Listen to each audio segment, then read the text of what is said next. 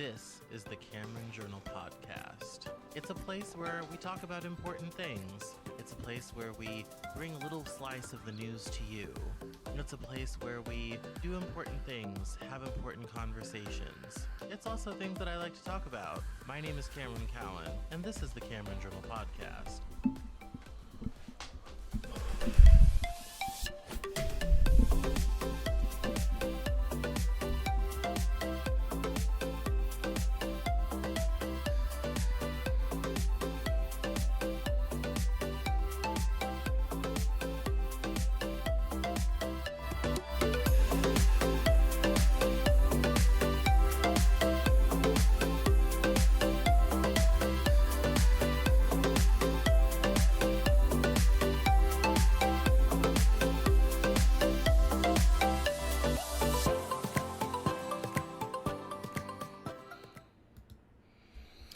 Hello, everyone. My name is Cameron Cowan. Welcome to the Cameron Journal Podcast. We have so much going on today. I was off last week. Weird.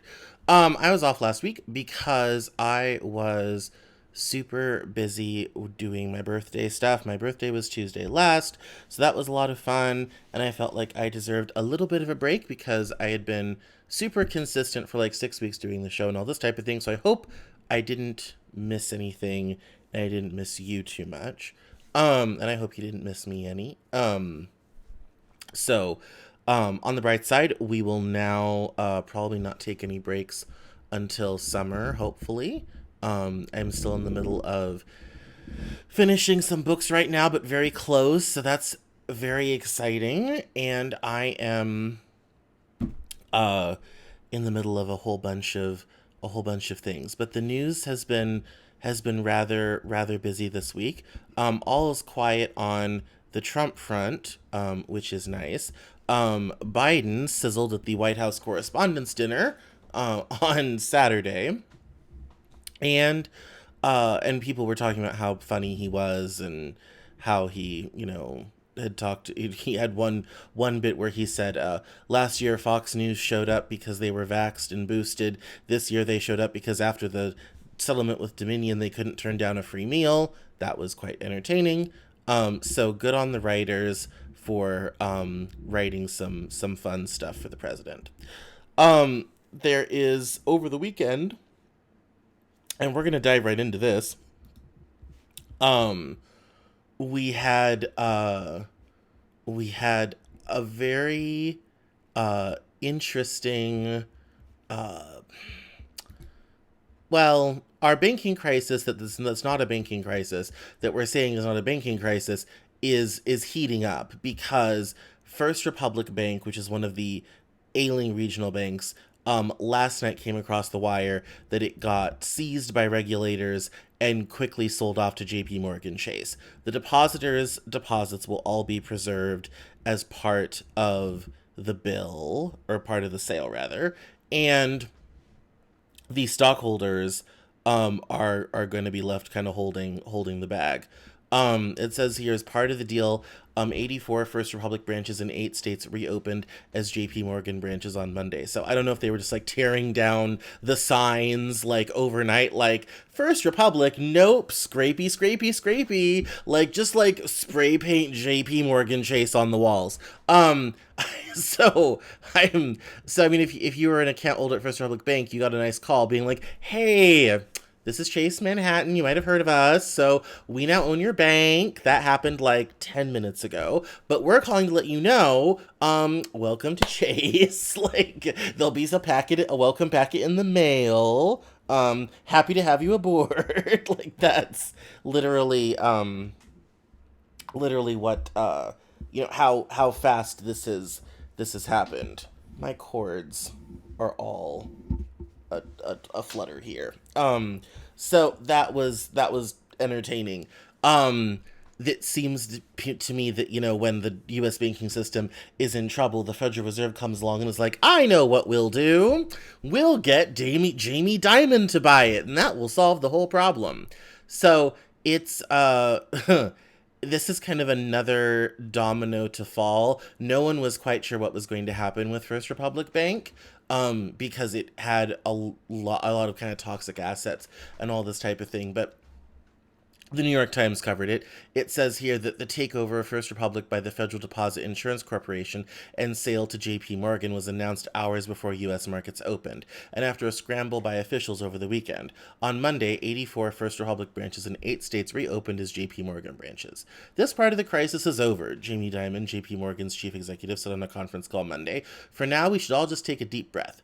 Investors welcomed JP Morgan's takeover, sending the bank's stock 3.5% higher on Monday. The stocks of PNC Financial Services and Citizens Financial Group, two regional banks that lost out on a bid for First Republic, each traded down more than 5%.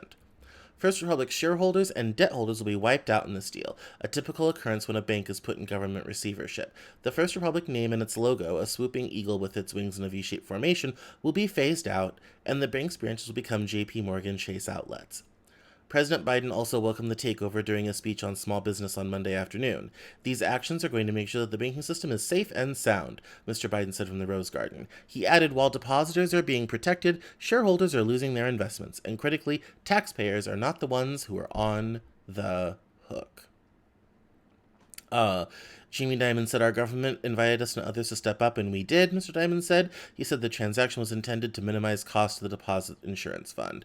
The acquisition makes JP Morgan, already the nation's largest bank, even bigger, and was already being criticized by some lawmakers.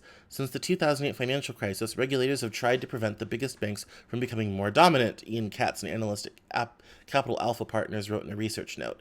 JP Morgan's increase in size will displease lawmakers from both sides of the aisle and be particularly grating to progressives who have fought against consolidation via M&A, which stands for mergers and acquisitions. First Republic failed despite having received a $30 billion lifeline from 11 of the country's largest banks in March. JP Morgan said the $30 billion would be repaid after the deal closes. The government's takeover and sale of First Republic comes roughly 8 weeks after the government took control of Silicon Valley Bank and Signature Bank, whose failure sent a shockwave through the industry and raised fears that other regional banks were at risk of similar runs on deposits. It goes on to talk about the whole story of what happened to First Republic and this whole thing. It is it is another chapter in, again, the banking crisis that I've said. The banking crisis we're not calling a banking crisis, but it is most definitely a banking crisis. The fact that we've had 3 regional bank failures in as many months should be setting off a lot of alarm bells.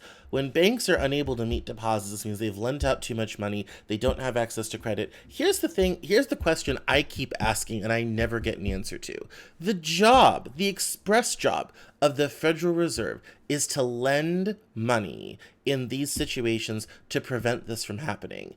And yet, we still have these problems. We still have banks going under.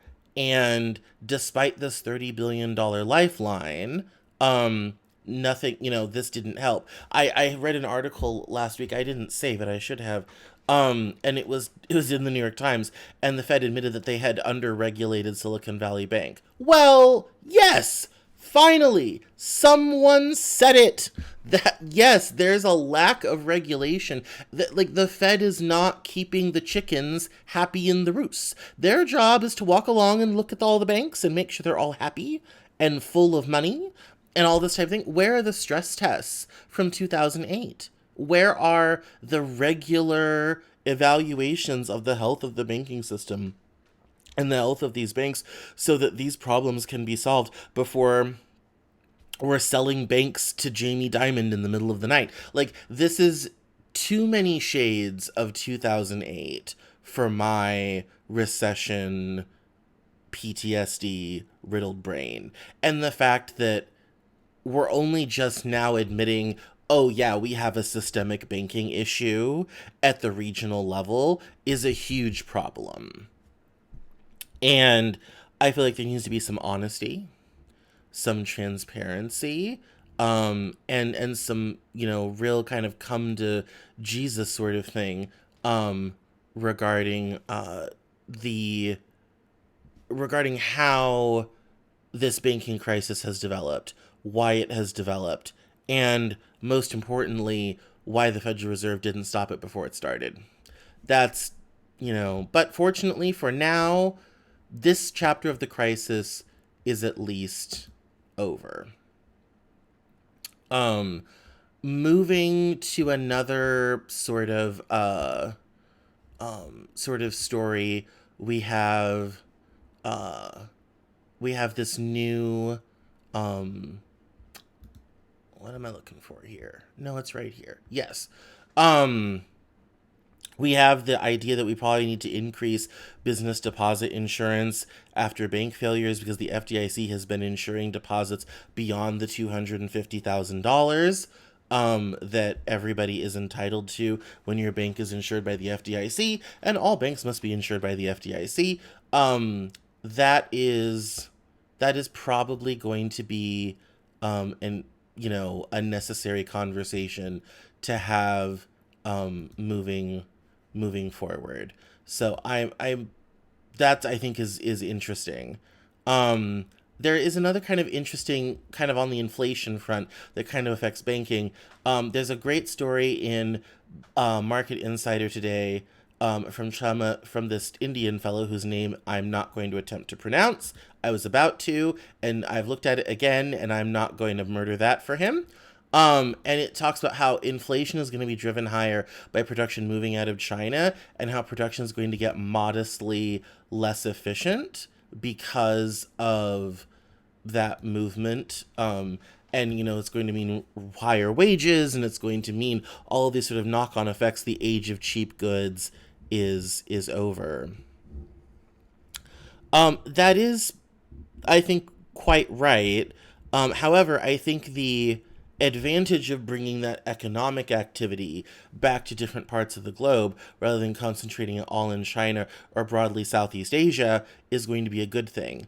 There is some stuff coming back to Mexico, Canada, the United States. A lot is moving kind of elsewhere in the region. Malaysia, Indonesia, Vietnam, Laos, Cambodia are all going to benefit from the movement out of China. But I think the good thing is that economic activity will be returning to this country and elsewhere, which means we're going to be producing more things, selling more things both to ourselves and abroad. That generates a lot of economic activity. So while it may not necessarily be as efficient for the bottom line of corporations, and they may not be able to squeeze as many costs out of the system as humanly possible, and have to, take on some additional frictions and all this type of thing, I think for society and for everyone else, the net idea will broadly be good.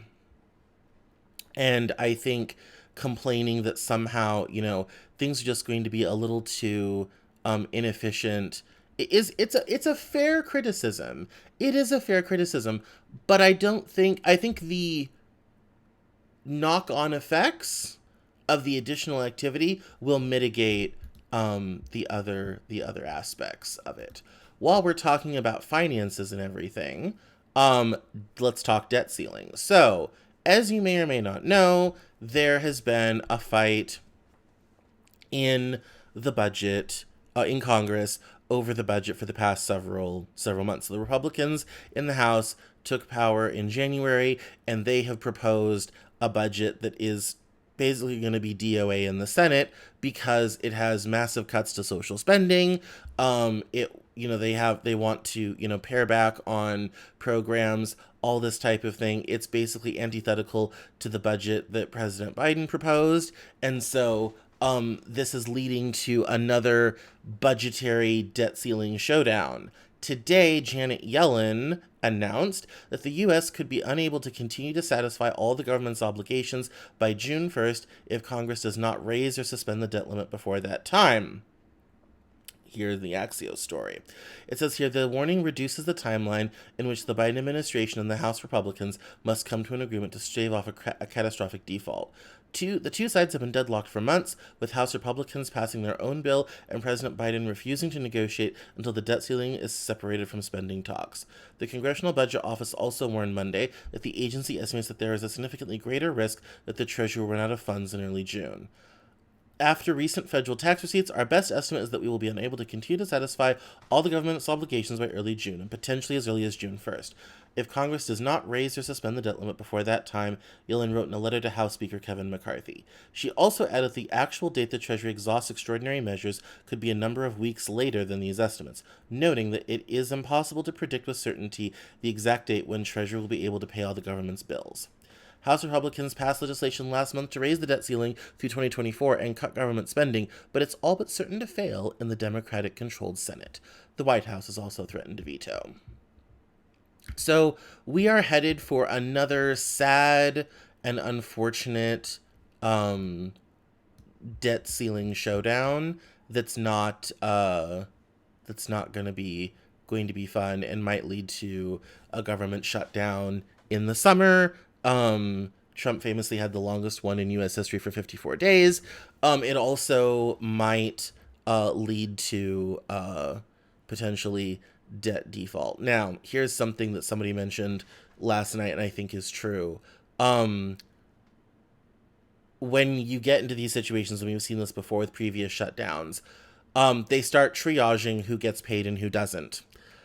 So when it comes to debt service payments, they will probably choose to pay debt service payments over, say, sending out Social Security checks and things like that. So that is going to be, that could mean some very interesting and awkward decisions coming ahead for the Treasury and the government. So keeping our focus on economic news, it says here, this is a Bloomberg article, and this is, we'll get into this. The dollar's demise may come gradually, but not suddenly. It's an opinion piece from Niall Ferguson. He is at the Hoover Institution. This is something I have talked about and people have said for a long time. The dollar's going down. People are de-dollarizing. There was probably 5 stories today about de-dollarization when I was getting ready to prepare for the show. And so this conversation has been hyped up by the fact that Brazil and China are starting to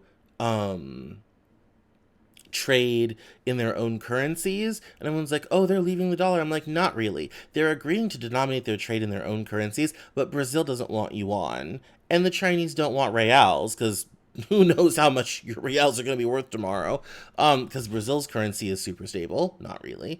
And so they're going to end up trading in those things and then converting them back into dollars. The Chinese like to take their dollars and then buy treasuries with them. And the Brazil can always use dollar reserves. So in the opinion piece, it says, every night, the president mused, I ask myself why every country needs to trade in the dollar. Who decided it was the dollar after the disappearance of the gold standard? Today, countries have to chase after dollars to export when they could be exporting in their own currencies. The president in question was Luiz Ignacio Lula da Silva of Brazil, and the venue was the new development bank in Shanghai on April 13th. There was a great deal of interest in this latest news about Lula when I visited Sao Paulo last week. To me, however, the striking thing is how unnew it was. Lula's words immediately brought to mind the musings of another president more than a half-century ago. The convention whereby the dollar is given a transcendent value as an international currency no longer rests on its initial base, the fact that many states accept dollars in order to make up for the deficits of the American balance of payments, has enabled the United States to be indebted to foreign countries free of charge. Indeed, what they owe those countries, they pay in dollars that they themselves can issue as they wish. This unilateral facility, attributed to America, has helped spread the idea that the dollar is an impartial international means of exchange, whereas it is a means of credit appropriated to one state. The speaker was then President Charles de Gaulle of France, and the date was February 4th, 1965. It was de Gaulle's broadside against the dollar that prompted his finance minister, Valéry Giscard d'Estaing, to coin the memorable phrase exorbitant privilege, which encapsulated the French complaint. Being fed up with the dominance of the almighty dollar is, in other words, old hat. Indeed, it's such a recurrent theme of financial journalism that one can identify the cycles in the use of the phrase exorbitant privilege. Recent peaks, according to Google, were in 2007, 2011, and 2014. Google Ngram for de-dollarization follows a similar path. And he goes on to talk about why the dollar remains so dominant, and why it remains the world's reserve currency.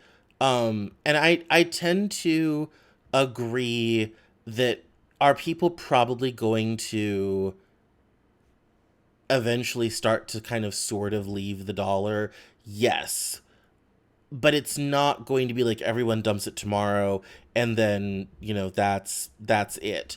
Um it's probably going to come in fits and starts, and then as time goes on, we're it's going to start to become obvious that the dollar is on its way out. This bit about history at the end of the article is quite interesting. It says another reason the dollar slowly displaced British pound sterling was that the American financials technology raced ahead of the British. Something similar is also happening today. China has pioneered online payments platforms on a far larger scale than anything we have in the West. As my Stanford colleague Darrell Duffy points out, China's much vaunted central bank digital currency is not the thing to watch. It's still Alipay, which handles 3 orders of magnitude more transactions than the digital currency and already has a large international presence, including 2.2 million users in the US. Meanwhile, the US government is running significantly higher deficits than in 2004, and unlike 2 decades ago, the Federal Reserve has been monetizing a large part of the deficits. Back then, the Fed balance sheet was 6% of GDP. Now, after successive rounds of quantitative easing and other interventions, it's up to 35%. The 2021 through 23 surge of US inflation cannot be explained without reference to major errors of fiscal and monetary policy.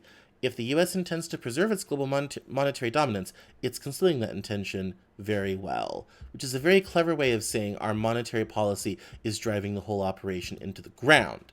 Now, let's talk. So, printing as much money as we have over the last couple years has been good for regular people, good for the economy, not great for inflation, certainly not good for the whole kind of overall picture of the economy. And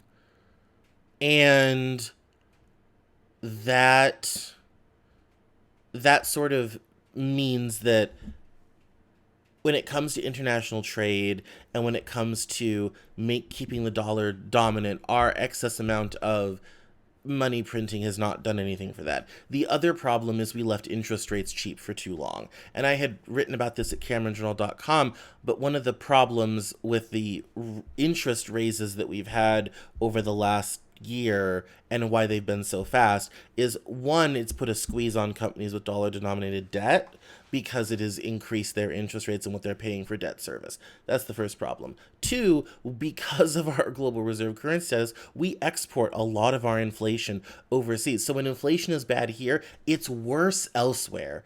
I was on Twitter, I think about a year ago, and someone said, "Would you please stop printing money? We can't afford it." They're right. I forget where they were, but it's like, your inflation is causing our inflation. Stop it. So I think this is a situation where when you are a world currency and you have to balance between doing things that are good for the world and doing things that are good for your own country. The Federal Reserve has been propping up the financial system and banks with low interest rates and cheap money, rather than raising interest rates beginning in about 2017 when they should have. They waited until the pandemic was over and now have raised interest rates all of a sudden, and they're trying to normalize monetary policy so quickly that it's causing systemic issues throughout the whole market. And obviously that's not good, and that it's causing all these sort of systemic issues. And that is something where I think that sort of intractability on doing what's good for the American economy and kind of to hell with everybody else, I think is going to get people to start thinking about dollar alternatives. Here's the problem, though. There's really nowhere to go. You want yuan? A currency that's basically worth nothing unless it's pegged to the dollar, and we don't even know how much of it there is. You want euros? Have we already forgotten the Greek debt crisis? Like, you don't want euros. And who knows? The euro may not exist in 10 years. Let's be honest here. Nobody wants euros. Nobody wants yuan. That leaves pounds, I guess. but I don't see anybody clamoring for British pounds. So you may want to ditch the dollar, but where are you gonna go, and what you gonna do, and are you going to be able? Are other countries going to be able to keep their currency stable enough that their trading partners will always accept it? See, that's the advantage of denominating your trade in dollars. If you denominate trade in dollars, you're guaranteed the counterparty is going to accept your currency. If you denominate it in your own local currency, they could say yes today, but not tomorrow. It causes a lot of disruption in international trade. And that's where things get difficult with non-dollar denominated trade. So, long story short is yes, I think the dollar is here to stay for now, but there's definitely some existential threats out there that are the Federal Reserve could be doing a lot more to stabilize the currency and maintain the global reserve status. So, now that we're done talking money, I have a couple final stories. One, so obviously AI is a hot topic right now. So, this story from the National Review was quite interesting. It says here Geoffrey Hinton, whom many call the godfather of AI, slammed the New York Times following a profile that allegedly misinterpreted his decision to leave Google as one born of anger for the firm's disregard for the potential dangers that the technology poses to humanity. In the New York Times today, Cade Metz implies that I left Google so that I could criticize Google. Additionally, so that I could talk about the dangers of AI without considering how this impacts Google. Google has acted very responsibly, Hinton tweeted this morning. The article, which has remained on the Times homepage throughout Monday, framed Hinton's decision to leave Google as an ethical necessity. On Monday, Metz writes, Hinton officially joined a growing chorus of critics who say those companies are racing towards danger with their aggressive campaign to create products based on generative artificial intelligence, the technology that powers popular chatbots like ChatGPT. Dr. Hinton said he's quit his job at Google, where he has worked for more than a decade and become one of the most respected voices in the field, so he can freely speak about the risks of AI. A part of him, he said, he now regrets his life's work. Google released a statement reaffirming the company's commitment to an ethical approach to AI. We remain committed to a responsible approach to AI. We're continually learning to understand emerging risks while also innovating boldly, Google's chief scientist Jeff Dean told The Times. The firm acquired the company DNN Research that Hinton and two graduate students from the University of Toronto created for $44 million in 2012. The article comes just weeks after Elon Musk accused the tech giant of similarly ignoring the threat of AI. Quote, Google and DeepMind together had about 3/4 of all the AI talent in the world. They obviously had a tremendous amount of money and more computers than anyone else. So I'm like, we're in a unipolar world where there's just one company that has a close to monopoly on AI talent and computers, Musk told Tucker Carlson on Fox News. And the person in charge doesn't seem to care about safety. This is not good. Google singled out co-founder Larry Page for being responsible for the company's policy on AI. He's made many public statements over the years that the whole goal of Google is what's called AGI, Artificial General Intelligence, or Artificial Superintelligence, Musk said. And it's the fight is on. He said that the AI researcher has been a leading critic of the uncritical embrace of AI, often warning of the technology's shortcomings. Look at how it was 5 years ago and how it is now, Hinton told The Times. Take the difference and propagate it forwards. That's scary. It's hard to see how you can prevent the bad actors from using it for bad things. Metz, the original article writer, has yet to address the criticism publicly. So, Hinton is not necessarily complaining about the article. He says he just wants to kind of correct the record a little bit. He wanted to talk about AI without worrying about how it would affect Google or their stock price or whatever have you. And I mean, that's obviously fair. It is true. AI is moving forward at a rapid pace without, in my mind, a great deal of consideration for safety. There's been a big discussion right now about AI safety. Bill Maher has talked about it. Eliezer Yudkowsky went on Lex Friedman to talk about AI safety. He has been an outsized theorist on AI and has talked about the potential dangers of what AGI would mean and how quickly things could get out of control and how quickly it could destroy all of society if left unchecked. one of the things that I think is striking is you hear a lot of talk about, oh, AI ethics and all this type of thing, but nobody ever talks about exactly what they are doing, or most importantly, what they're not doing in terms of AI in order to stop and or slow down um, the research and things that they're pursuing. No one really talks about that.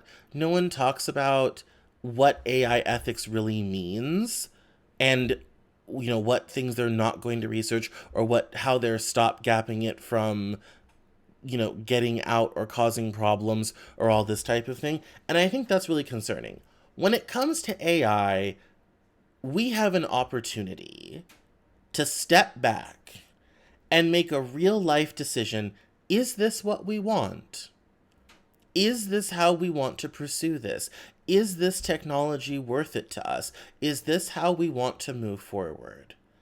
And I think that is a conversation that needs to be had by serious people, by a lot of people. And that is something where I don't feel like we are necessarily having the proper conversations about this. We're not talking about it in terms of, do we think we should do this? Is this worth pursuing? Or do we need to go in a different direction? Do we need to do something else or something different?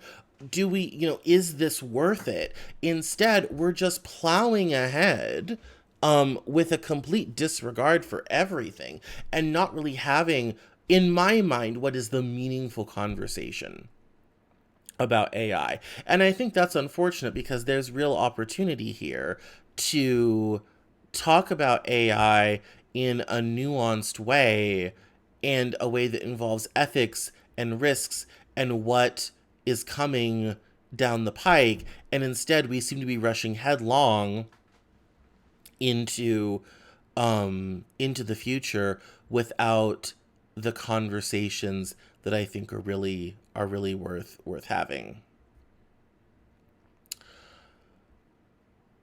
We one kind of Before I get to my next story, I was looking through some of the kind of the stuff that I didn't necessarily want to get into, but there was an update in Trump's rape trial with E. Jean Carroll. She was on the stand last week talking about what had happened and how he had molested her. And it appears that the judge is not taking any guff from his lawyers.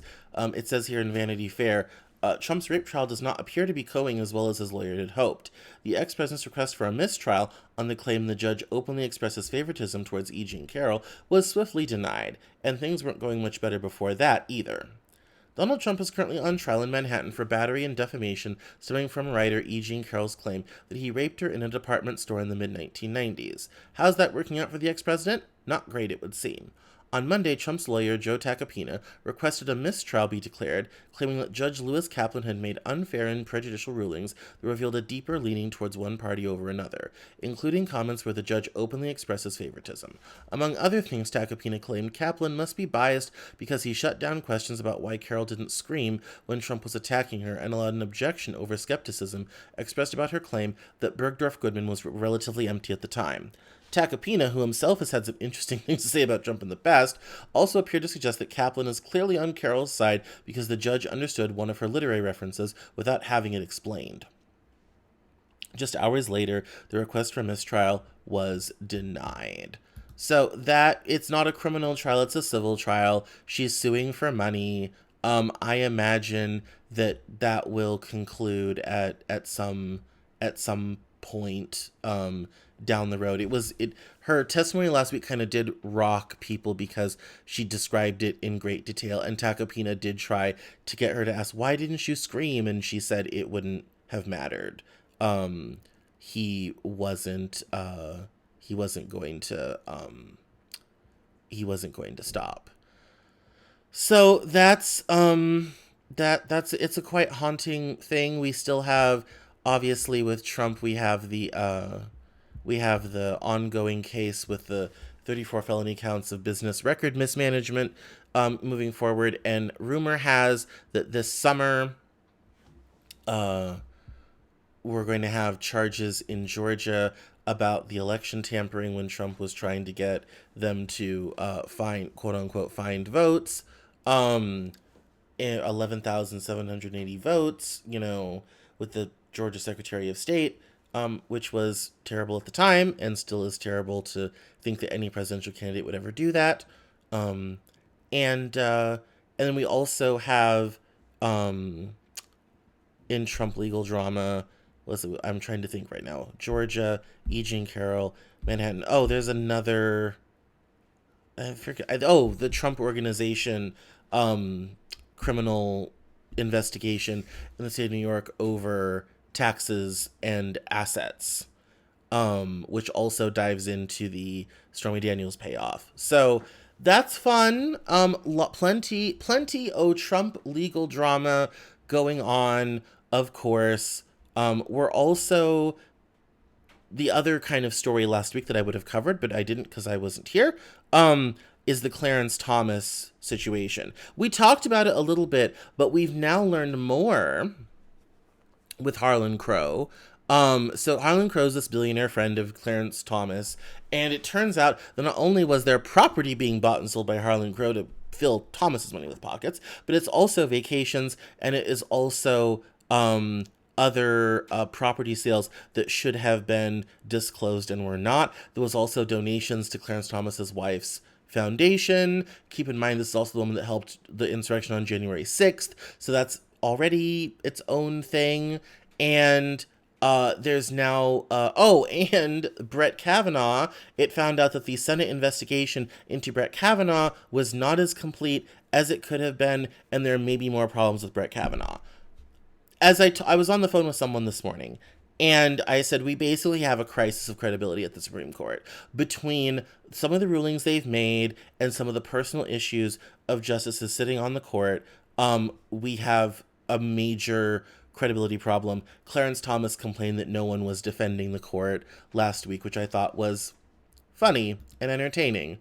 But when it comes to funny and entertaining, my final story I want to talk about is getting into the whole Hunter Biden situation. So Joe Biden's remaining living son, Hunter Biden, is in court regarding child support and alimony for a kid he accidentally had with a stripper in Arkansas.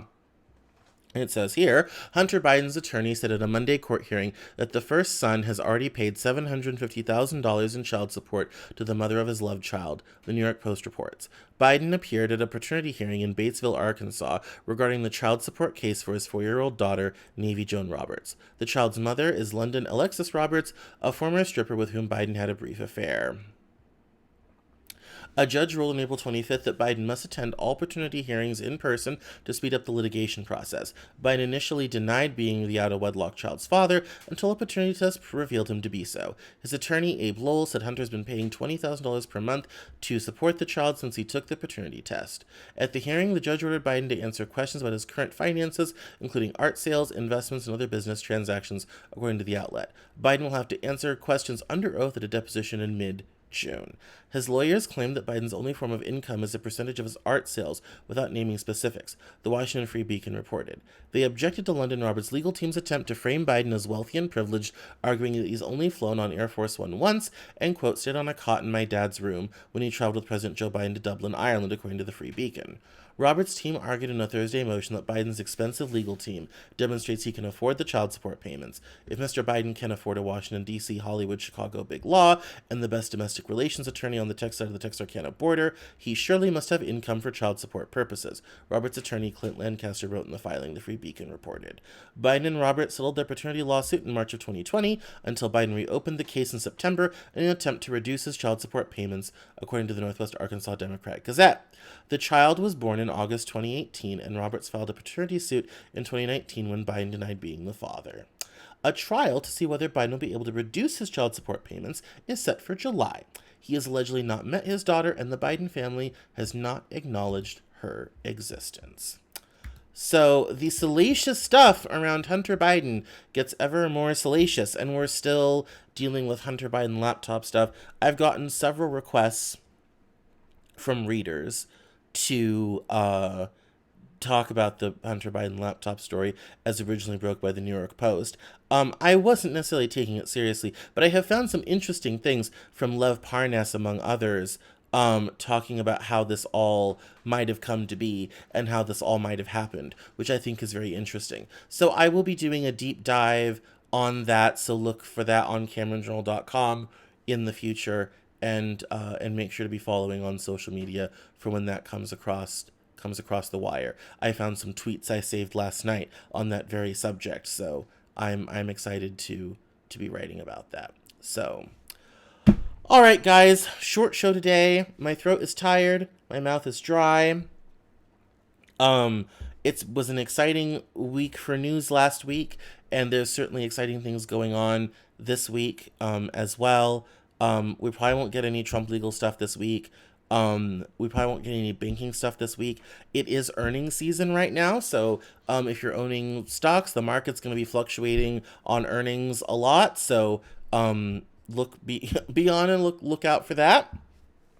Have fun. Be well. I'll talk to you soon, and we'll reconvene next Monday with some more interesting stories and some more interesting stuff. Right now, the Met Gala is going on, because it's the first Monday in May 1st. Met Gala is going on right now, so if you want to go check out the latest fashions and this year's theme, you can do that on Vogue's YouTube page. So, have fun, be well, and I will talk to you next week.